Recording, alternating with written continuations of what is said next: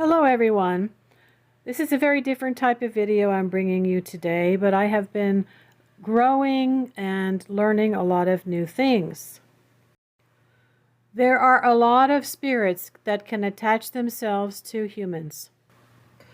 Trigger warning for anyone who is going to be triggered about parasitical attachments. It is time for me to talk about parasites because it has come to my attention. I am not going to be mentioning anything about anybody, but I did, through connecting to this person's energy, do a candle working one day to separate negativity from them because they'd asked me to.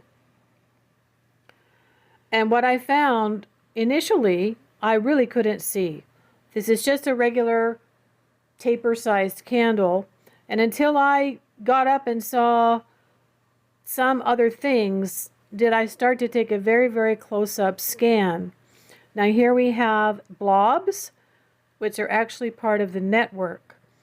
And what I saw was, of course, shocking. There is a face, what looks like an older human, and then there is liquid coming down to that blob of network. And this is in the torso of the being who has also got this parasitical attachment that they wanted to have removed.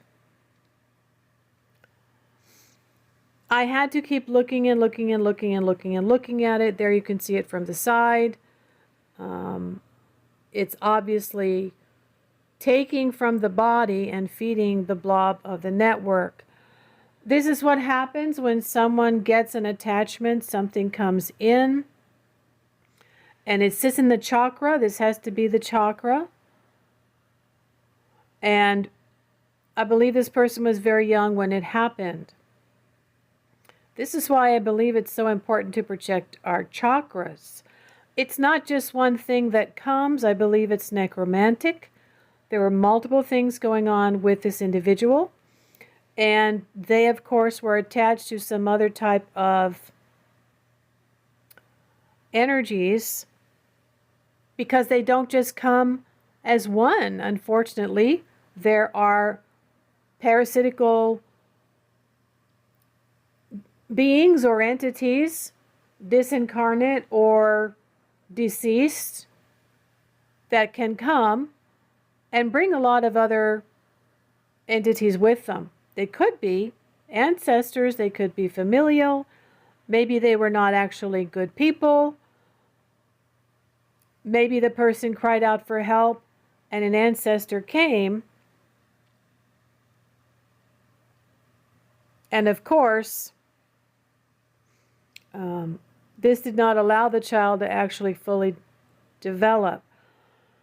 So I did several things, several workings to help this person actually get relief from this thing that was attached inside of its chakra, and hopefully it can have a chance to heal the intestines and start to grow, hopefully, as an individual and have a better chance at life. This thing was literally sucking the life out of this person, and this is not common, guys. I'm showing you something that's very, very rare, but it is real and it is true and it does happen. We need to be mindful, I think, of our chakras, especially for our children.